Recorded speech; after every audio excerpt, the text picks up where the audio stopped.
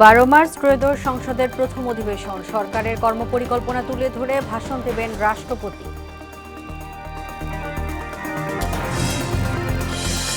10 March family card বিতরণ শুরু, আন্তঃমন্ত্রণালয় বৈঠকে কৃষক কার্ড চালুর সিদ্ধান্ত। ইমাম মুয়াজ্জিনের সম্মানী ভাতা দেওয়ার উদ্যোগে সন্তুষ্ট ধর্মীয় নেতারা। সরকারের প্রতি যুক্তরাষ্ট্রসহ সব দেশের আস্থা রয়েছে, দাবি পররাষ্ট্রমন্ত্রীর। বাংলাদেশের সঙ্গে সম্পর্কে নতুন অধ্যায় শুরু করতে চায় ইইউ। এবং বান্দরবানের সেনাবাহিনী জেএসএস গোলাগুলি, নিহত 1, বিপুল পরিমাণ অস্ত্র গোলাবারুদ উদ্ধার।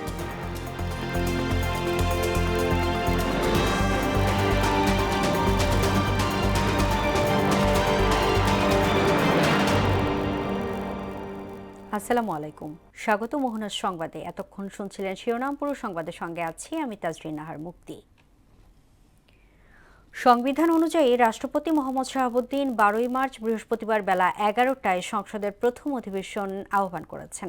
সোমবার সংসদ সচিবালয়ের গণসংযোগ অধিশাখা থেকে পাঠানো এক সংবাদ বিজ্ঞপ্তিতে এ তথ্য জানানো হয়। প্রথা অনুযায়ী নতুন সংসদের প্রথম অধিবেশনে রাষ্ট্রপতি সরকারের বিভিন্ন উন্নয়ন কর্মকাণ্ড ও আগামীর পরিকল্পনা তুলে ধরে ভাষণ দিবেন। এরপর রাষ্ট্রপতির ভাষণের উপর আনীত ধন্যবাদ প্রস্তাবের উপর সাধারণ আলোচনা অনুষ্ঠিত হবে। এখন স্পিকার ও ডেপুটি স্পিকার নির্বাচনের মধ্য দিয়ে শুরু হবে নতুন সংসদের যাত্রা। 10 মার্চ ফ্যামিলি কার্ড বিতরণ কার্যক্রমের উদ্বোধন করবেন প্রধানমন্ত্রী তারেক রহমান। সোমবার রাতে এ তথ্য জানা গেছে। প্রাথমিকভাবে 13 জেলার একটি করে ওয়ার্ডের কর্মসূচি শুরু হবে। সুষ্ঠু বাস্তবায়নের উপজেলা থেকে ওয়ার্ড পর্যায়ে কমিটি গঠন করা হয়েছে। প্রতিটি কমিটির প্রধান থাকবেন প্রথম শ্রেণীর সরকারি কর্মকর্তা। এর আগে অর্থমন্ত্রী আমির খসরু মাহমুদ চৌধুরীর সভাপতিত্বে অনুষ্ঠিত এক সভায় জানানো হয়, শুরুতে 2টি উপজেলার পাইলট প্রকল্প চালুর পরিকল্পনা থাকলেও পরে তা বাড়িয়ে 13টি উপজেলার 13টি ওয়ার্ডে বাস্তবায়নের সিদ্ধান্ত নেওয়া হয়েছে। ফ্যামিলি কার্ডের মাধ্যমে হতদরিদ্র ও দরিদ্র পরিবারকে সমন্বিত সহায়তা দেওয়া হবে। এ লক্ষ্যে 19 ফেব্রুয়ারি মন্ত্রিপরিষদ বিভাগ একটি মন্ত্রিসভা কমিটি গঠন করেছে। যত দ্রুত সম্ভব পাইলট প্রকল্পের অংশ হিসেবে সরকার কৃষক কার্ড চালু করতে যাচ্ছে বলে জানিয়েছে তথ্যমন্ত্রী জহির উদ্দিন স্বপন। সোমবার সচিবালয়ে প্রধানমন্ত্রীর সভাপতিত্বে কৃষক কার্ড বিষয়ক আন্তঃমন্ত্রণালয় বৈঠক শেষে তিনি এ কথা বলেন। এদিকে চীনের রাষ্ট্রদূত এর সাথে সৌজন্য সাক্ষাৎ করেন প্রধানমন্ত্রী। এ সময় প্রধানমন্ত্রীকে চীন সফরের আমন্ত্রণ জানান চীনের রাষ্ট্রদূত। মফিউর রহমানের রিপোর্ট। সোমবার সপ্তাহের দ্বিতীয় কার্যদিবসের শুরুতে সেনানিবাসে সশস্ত্র বাহিনী বিভাগে প্রথম অফিস করেন প্রধানমন্ত্রী তারেক রহমান। এ সময় তাকে স্বাগত জানান 3 বাহিনীর প্রধান। এতে উপস্থিত ছিলেন প্রধানমন্ত্রীর প্রতিরক্ষা উপদেষ্টা। এ সময় তিনি কুশল বিনিময়ের পাশাপাশি 3 বাহিনীর খোঁজ খবর নেন। পরে লেফটেন্যান্ট জেনারেল মীর মুশফিকুর রহমান এবং মেজর জেনারেল কায়সার রশিদ চৌধুরীকে র্যাঙ্ক ব্যাজ পরিয়ে দেন তারেক রহমান। পরে তিনি সচিবালয়ে বেশ কয়েকটি গুরুত্বপূর্ণ বৈঠকে অংশ নেন। বৈঠক করেন জনপ্রশাসন প্রতিমন্ত্রী সহ ঊর্ধ্বতনদের সঙ্গে। এ সময় উপস্থিত ছিলেন প্রধানমন্ত্রীর মুখ্য সচিব। পরে তিনি চীনের রাষ্ট্রদূতের সঙ্গে সৌজন্য সাক্ষাৎ করেন। এ সময় দ্বিপাক্ষিক স্বার্থ সংশ্লিষ্ট বিষয়ে আলোচনা করেন তিনি। বৈঠকের বিষয়ে পররাষ্ট্র বিষয়ক বিশেষ উপদেষ্টা হুমায়ুন কবির বলেন, চীনের সাথে বাংলাদেশের আগেও বন্ধুত্বপূর্ণ সম্পর্ক ছিল। এই সম্পর্ককে আরও এগিয়ে নিতে চায় চীন। তিনি বলেন, বাংলাদেশের প্রধানমন্ত্রীকে চীন সফরের আমন্ত্রণ জানিয়েছেন চীনের রাষ্ট্রদূত। বাংলাদেশ চায়না সম্পর্কটা হয়েছে ঐতিহাসিক, সূচনা হয়েছিল শহীদ প্রেসিডেন্ট জিয়াউর রহমানের সময়। ধারাবাহিকভাবে সবসময় একটা স্ট্রং সম্পর্ক। চায়না একটা ইম্পর্টেন্ট স্ট্রং ডেভেলপমেন্ট পার্টনার বাংলাদেশের। তো সবসময় একটা সম্পর্ক বজায় রাখছেন এবং এই সম্পর্ক তাতে কীভাবে আরও জোরদার করা যায় এবং এটা নতুন মাত্রায় নিয়ে কাজ করা, বাংলাদেশের ডেভেলপমেন্ট নিয়ে কাজ করা, ওনাকে আমন্ত্রণ জানানো হয়েছে চায়না ভিজিটের। সময়সূচি ওইগুলা তো আর ঠিক হয়নি। প্রধানমন্ত্রী বৈঠক করেন কৃষক কার্ড বিষয়েও। বৈঠকে অংশ নেয় কৃষি, খাদ্য, ভূমি, অর্থ, বাণিজ্য ও তথ্যসহ সংশ্লিষ্ট মন্ত্রণালয়। বৈঠক শেষে তথ্যমন্ত্রী বলেন, কৃষক কার্ড পর্যায়ক্রমে সব কৃষকই পাবে। তিনি বলেন, কৃষক কার্ডে উৎপাদন সংশ্লিষ্ট সব ধরনের সুযোগ সুবিধা পাবে কৃষকরা। নির্বাচনী প্রতিশ্রুতি বাস্তবায়নের অংশ হিসেবেই কৃষি কার্ড দেওয়া হবে বলেও জানান তিনি। মাননীয় প্রধানমন্ত্রীর নির্দেশ এবং তার পরামর্শ হচ্ছে যত দ্রুত সম্ভব এটা করা যায়। এই কার্ডটা পেলে একজন কৃষকের উৎপাদনের সঙ্গে সংশ্লিষ্ট সকল ধরনের সুযোগ সুবিধাই তিনি পাবেন। যেমন ধরেন তাকে আপনার কৃষি জ্ঞান, কৃষি যন্ত্রপাতি সহজলভ্য করা, তাকে আপনার সার, কীটনাশক, বীজ, অল কৃষি উপকরণ, যে কোনো ধরনের সহযোগিতা তাকে করা। তবে এটি কোন প্রক্রিয়া দেওয়া হবে তা শিগগিরই জানানো হবে বলেও জানান তথ্যমন্ত্রী। অবশ্যই পাইলট প্রজেক্ট তো সবাইকে নিতে পারবো না, পাইলট প্রজেক্টের মাধ্যমে আমরা ধীরে ধীরে শুরু করব। মফির রহমান, মোহনা সংবাদ, ঢাকা। নির্বাচনী প্রতিশ্রুতির অংশ হিসেবে ইমাম, মুয়াজ্জিন, খতিব সহ বিভিন্ন ধর্মগুরুদের সম্মানী ভাতা দেবে বিএনপি সরকার। তবে এর পরিমাণ এখনও নির্ধারণ হয়নি। ঈদের আগেই কয়েকটি এলাকায় এই কার্যক্রম শুরুর কথাও জানানো হয়েছে। এই সিদ্ধান্তকে স্বাগত জানিয়ে সরকারের কল্যাণ কামনা করেছেন ধর্মীয় নেতারা। আরিফুর রহমানের ক্যামেরায় তানজিদ ভুঁইয়ার বিশেষ প্রতিবেদন। নির্বাচনের প্রতিশ্রুতি অনুযায়ী ইমাম, মুয়াজ্জিন, খতিব সহ বিভিন্ন ধর্মীয় নেতাদের সম্মানী ভাতা দিতে কাজ করছে তারেক রহমানের সরকার। একটি শান্তিপূর্ণ সমাজ, পরিবার, দেশ গঠনে সক্ষম হবে বলে আমরা দৃঢ়ভাবে বিশ্বাস করি। বিষয়টি ইতিবাচক উল্লেখ করে এর ধারাবাহিকতা ধরে রাখার আহ্বান জানালেন সচেতন নাগরিকরা। তারা যে উদ্যোগটা নিয়েছে এটি অত্যন্ত সুন্দর কাজ এবং ইমাম মুয়াজ্জিনরা এটার প্রাপ্য। আমি মনে করব যে আমি ধন্যবাদ জানাই মাননীয় প্রধানমন্ত্রী জনাব তারেক রহমানকে। ইমাম মুয়াজ্জিন থেকে 20 থেকে 25 হাজার টাকার মধ্যে যদি কমপক্ষে, তাহলে আশা করি ইমাম মুয়াজ্জিনের কিছুটা কি হবে, তাদের প্রাপ্য পাওয়া হবে। সরকারের এমন উদ্যোগকে সাধুবাদ জানিয়েছেন সনাতন ধর্মের প্রতিনিধিরা। সরকারকে ধন্যবাদ জানাই যেন উনি এখন উদ্যোগ নিয়েছেন যেন সুন্দরভাবে সবখানে রিলাইজ করেন। আমাদের যারা পুরোহিত আছেন কিংবা ইমাম সাহেবরা আছেন সবার ক্ষেত্রেই ওনারা হয়তো অনেক পারিবারিকভাবে সচ্ছল থাকে না অনেকেই, সেই জায়গা থেকে যে ওনারা এই ভাতাগুলো পাবে, অবশ্যই এটা আমাদের মন্দির বলেন, মসজিদ বলেন, সব দিক থেকে ইতিবাচক। বৈষম্যহীন সমাজ গঠনে এই কার্যক্রম ইতিবাচক ভূমিকা রাখবে বলে মনে করেন এই খ্রিস্ট ধর্মের প্রতিনিধিরাও। সর্বদাই মানব কল্যাণে নিজেকে নিয়োজিত করার কথাও জানান। প্রতিটি ধর্ম প্রতিষ্ঠানের যে পুরোহিতদেরকে মূল্যায়ন করার যে পদ্ধতি পূর্বে কোনো সরকারের আমলে পরিলক্ষিত হয় নাই, কিন্তু বর্তমান সরকার নিরঙ্কুশ সংখ্যাগরিষ্ঠতা পেয়ে সরকার গঠন করে এই যে টার্গেট বদান্যতা দেখাচ্ছেন, এটা আমি মনে করি অনন্য সাধারণ। আজকে বাংলাদেশ স্বাধীন হয়েছে 54 বছর হয়, এই জিনিসটা কিন্তু আজ পর্যন্ত কেউ চিন্তা করে নাই এবং আমাদের নতুন প্রধানমন্ত্রী তিনি আমাদের বিষয়টা চিন্তা করেছেন। আমি তাকে অনেক ধন্যবাদ জানাই। আমরা যে দলই করি কিন্তু তার পারফরমেন্সটা ইজ ভেরি অ্যাপ্রিসিয়েটেবল এবং উই প্রে ফর হিম। আর ধর্মীয় নেতাদের এমন মূল্যায়ন সমাজে নতুন করে শান্তির বার্তা দেবে বলে মনে করেন জাতীয় মসজিদের পেশ ইমাম। ওলামা ইকরাম, গণপ্রজাতন্ত্রী বাংলাদেশ সরকারের মাননীয় প্রধানমন্ত্রী জনাব তারেক রহমান সাহেবের শুকরিয়া আদায় করছে, শুকরিয়া জ্ঞাপন করছে এবং তার দীর্ঘ হায়াত এবং নেক হায়াত কামনা করছে। আল্লাহ পাক যেন এই সুন্দর সিদ্ধান্তের কারণে রব্বুল আলামিন তাকে সুন্দরভাবে দেশ পরিচালনা করার তৌফিক দান করুন। আসন্ন ঈদ উল ফিতরের আগেই সরকারের এই কার্যক্রম শুরু করবে বলেও সম্প্রতি এক সংবাদ সম্মেলনে জানান মাহাদি আমিন। মাননীয় প্রধানমন্ত্রীর নির্দেশে একটি সিদ্ধান্ত গৃহীত হয়েছে, ইনশাআল্লাহ এই ঈদের আগেই আমরা এটি পর্যায়ক্রমে শুরুর যে প্রস্তুতি সেটি সম্পন্ন করে কিছু জায়গায় ইনশাআল্লাহ সম্মানিত খতিব সাহেবদের, ইমাম সাহেবদের এবং মুয়াজ্জিন সাহেবদেরকে একটি সম্মানী প্রদান করব ইনশাআল্লাহ। প্রাথমিকভাবে দু একটি এলাকায় এই কার্যক্রম শুরু করলেও পর্যায়ক্রমে তা সারা দেশেই চালু করা হবে বলেও জানান তিনি। জনগণের ভোটে নির্বাচিত সরকার আমাদের মাননীয় প্রধানমন্ত্রীর নেতৃত্বে আমাদের প্রতিশ্রুতিগুলো বাস্তবায়ন করা শুরু করবে ইনশাআল্লাহ। তানজিদ ভুঁইয়া, মোহনা সংবাদ, ঢাকা। এই বিষয়ে সিদ্ধান্ত গৃহীত হবে। বর্তমান সরকারের প্রতি যুক্তরাষ্ট্র, চীন, ভারত সহ সব দেশের আস্থা রয়েছে বলে জানিয়েছে পররাষ্ট্রমন্ত্রী ডক্টর খলিলুর রহমান।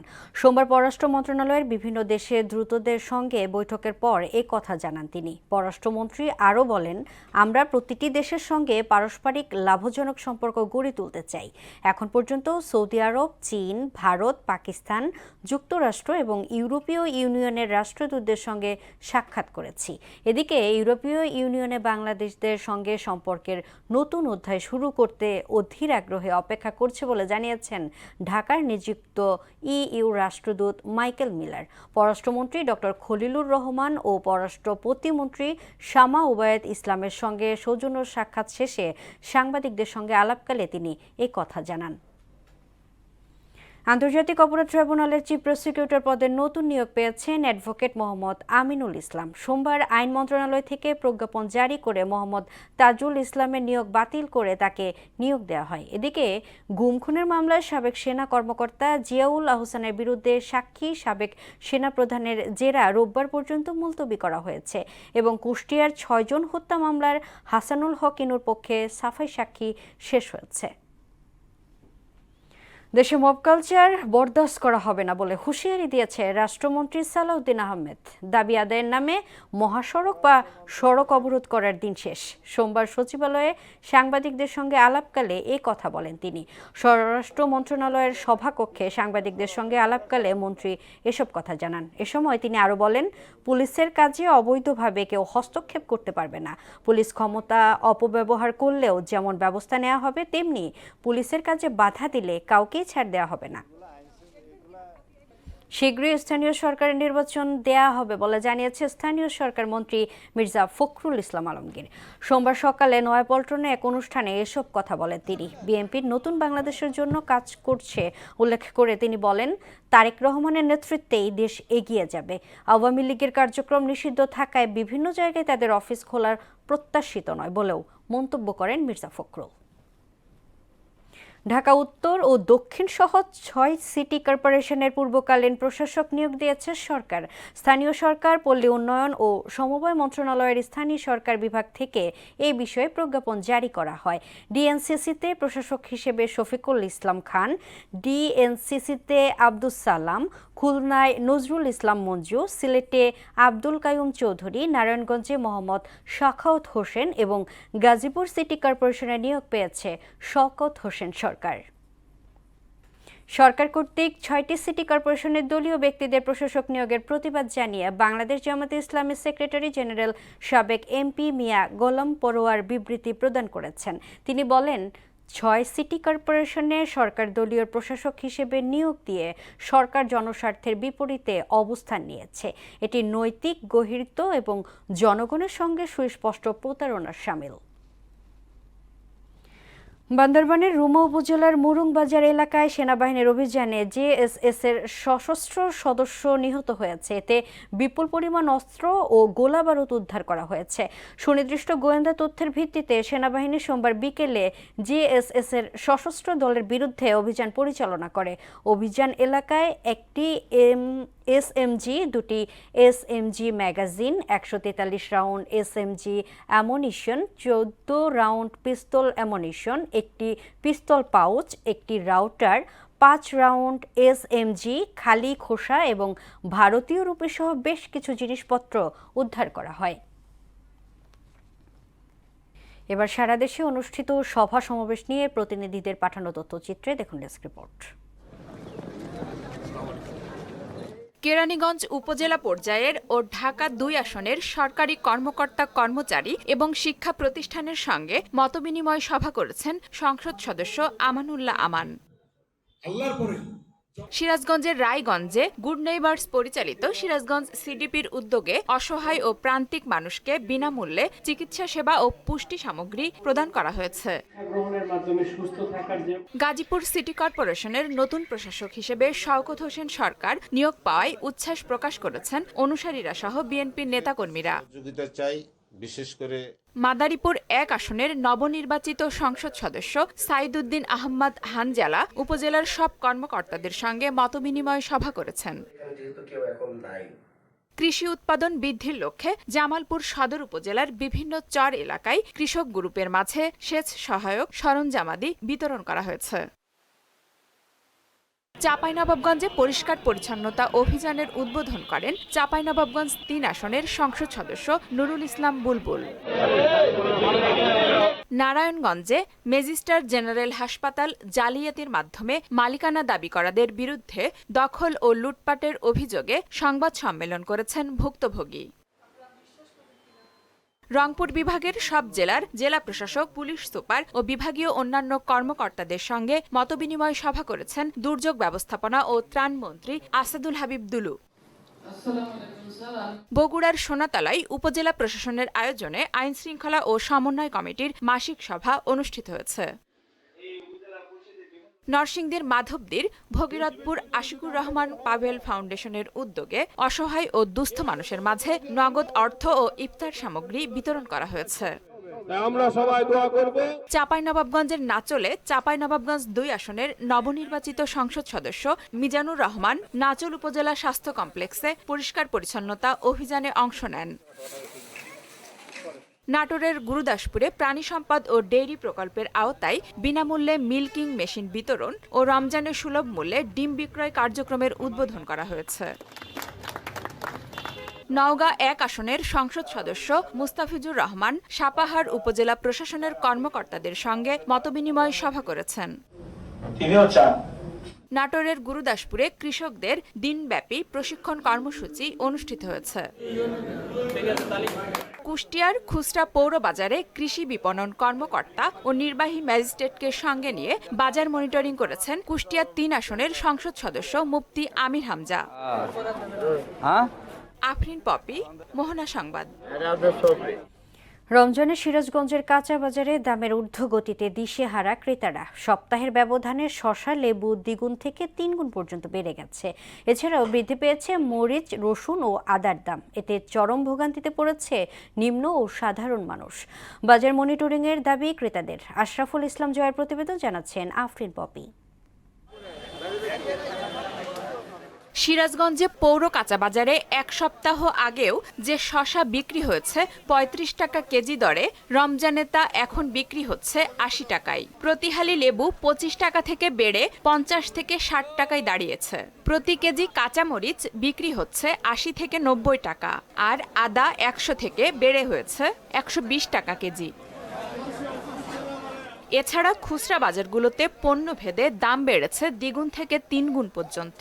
বাজার মনিটরিংয়ের দাবি ক্রেতাদের। লেবু 50-60 টাকা হালি, তাও লেবু পাওয়া যাচ্ছে না এবং দাম পর্যাপ্ত পরিমাণ বেশি, এক এক জায়গায় এক এক দাম। এটা যাতে আমাদের হাতের নাগালে থাকে এবং আমরা যেন সঠিকভাবে রমজান মাসটা পালন করতে পারি, সেজন্য সরকারের মনিটরিং করা উচিত এবং প্রশাসনের নজরদারি আমরা দাবি করছি। ক্রেতাদের অভিযোগ, রমজান এলেই অসাধু ব্যবসায়ীরা কৃত্রিম সংকট তৈরি করে দাম বাড়িয়ে দেন। তবে বিক্রেতা ও আড়তদাররা বলছেন, সরবরাহ কম থাকায় পাইকারি বাজারে যে দামে কিনতে হচ্ছে সেই অনুযায়ী বিক্রি করতে হচ্ছে। ক্ষীরা বা শসার দামটা একটু বৃদ্ধি পাইছে, কারণ সরবরাহ কম, মানুষের চাহিদা বেশি। বর্তমান বিক্রি বেশি হচ্ছে, কিন্তু সামাজিকই দাম সামাজিকই আছে, আগের মতোই আছে। এদিকে বাজার দর নিয়ন্ত্রণে তৎপর রয়েছে Sirajganj chamber of commerce and industry. বাজার নিয়ন্ত্রণ করার জন্য Sirajganj chamber of commerce and ইন্ডাস্ট্রির পক্ষ থেকে একটি মনিটরিং কমিটি করে দিয়েছি, যাতে কোনো কিছু সিন্ডিকেটের মাধ্যমে দাম বৃদ্ধি না হয়।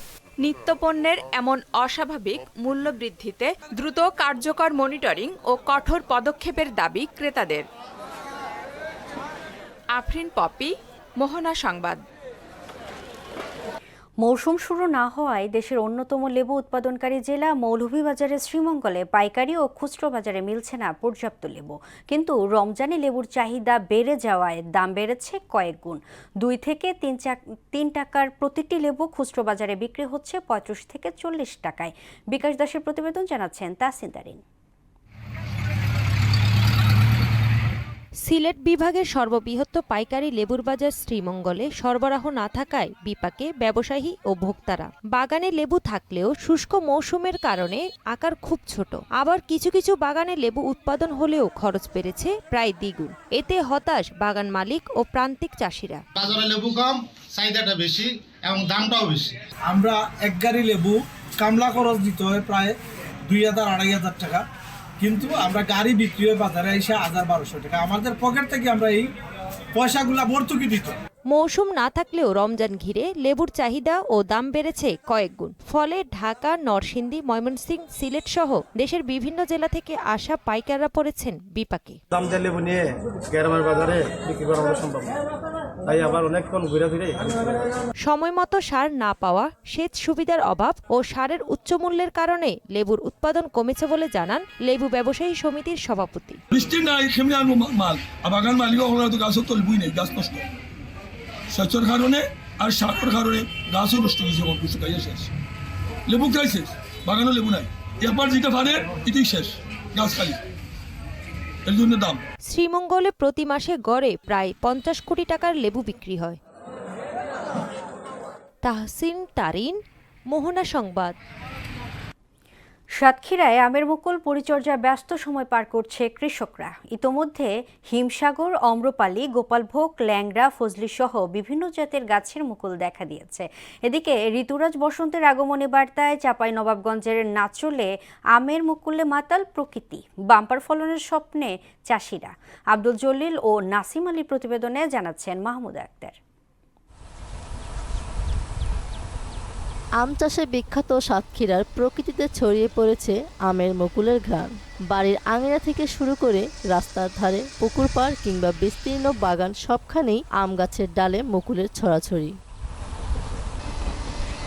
ভোর থেকে বিকেল পর্যন্ত পরিচর্যায় ব্যস্ত সময় পার করছেন চাষিরা। আগাছা পরিষ্কার, সেচ দেওয়া, গাছের যত্ন নেওয়া সহ সবচেয়ে বেশি গুরুত্ব দেওয়া হচ্ছে রোগবালাই প্রতিরোধে। যেদিকে তাকাচ্ছি সেদিকে শুধু আমের বইল। আমে এবছর বাম্পারিং একটা ফলন হবে। মাসের মধ্যে প্রায় 15-20 দিন এই বাগান পরিচর্যা করতে হয়, আগাছা পরিষ্কার করতে হয়, গোড়া পরিষ্কার রাখতে হয়। আকাশের যদি কোনো দুর্যোগ না হয় তাহলে ব্যাপক ফলন হবে আশা করছি ইনশাল্লাহ। আবহাওয়া অনুকূলে থাকায় লক্ষ্যমাত্রা ছাড়িয়ে যাবে বলে আশা করছেন কৃষি বিভাগ।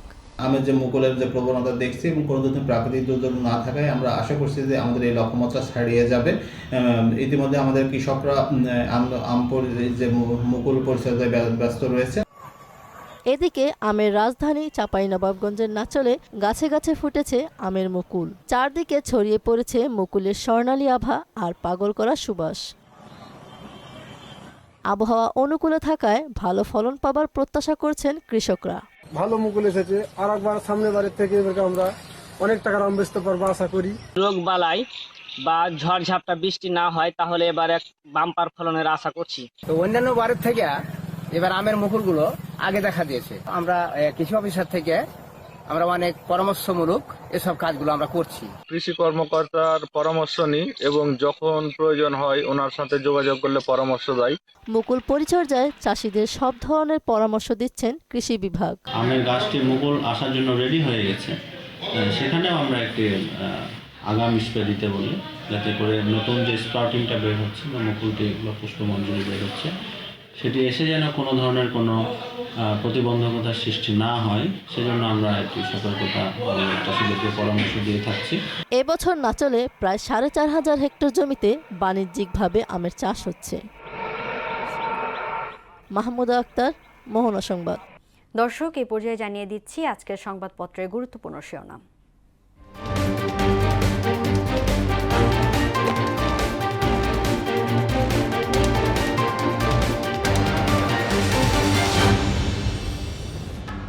দর্শক, প্রথম আলো শিরোনাম করেছে 5 আগস্টের পরের মামলা যাচাই বাছাই হবে, সময় মেনে উপস্থিতি স্বাভাবিক ছন্দে সচিবালয়। বিএনপির 6 নেতা 6 সিটির প্রশাসক। দর্শক, এ পর্যায়ে আমার হাতে আছে দৈনিক ইত্তেফাক। দৈনিক ইত্তেফাক শিরোনাম করেছে প্রধানমন্ত্রীর সঙ্গে রাষ্ট্রদূতের সাক্ষাৎ, বাংলাদেশ ফার্স্ট নীতিতে সমর্থন চীনের। তাজুলের নিয়োগ বাতিল, নতুন chief prosecutor Aminul Islam. Gas leakage ভয়ঙ্কর, চট্টগ্রামে একই পরিবারের 9 জন মারাত্মক দগ্ধ, 1 জনের মৃত্যু। রাজধানীতে দগ্ধ 4।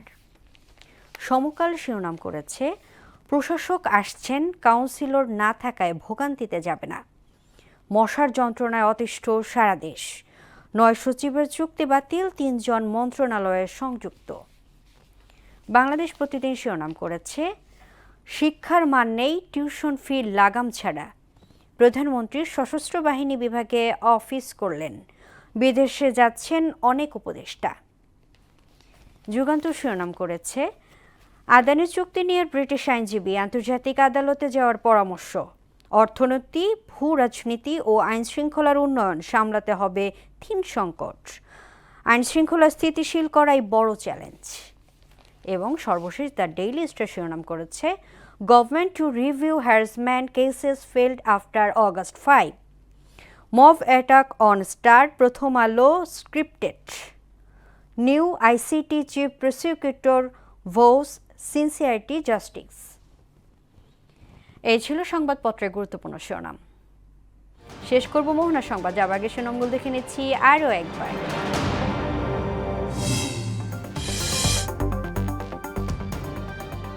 12 মার্চে ত্রয়োদশ সংসদের প্রথম অধিবেশন, সরকারের কর্মপরিকল্পনা তুলে ধরে ভাষণ দেবে রাষ্ট্রপতি। 10 মার্চ ফ্যামিলি কার্ড বিতরণ শুরু, আন্তঃমন্ত্রণালয় বৈঠকে কৃষক কার্ড চালুর সিদ্ধান্ত। ইমাম মুয়াজ্জিনের সম্মানী ভাতা দেওয়ার উদ্যোগে সন্তুষ্ট ধর্মীয় নেতারা। সরকারের প্রতি যুক্তরাষ্ট্র সহ সব দেশে আস্থা রয়েছে, দাবি পররাষ্ট্রমন্ত্রীর। বাংলাদেশের সঙ্গে সম্পর্কের নতুন অধ্যায় শুরু করতে চায় ইইউ। এবং বান্দরবানের সেনাবাহিনী জেএসএস গোলাগুলি, নিহত 1, বিপুল পরিমাণ অস্ত্র গোলাবারুদ উদ্ধার।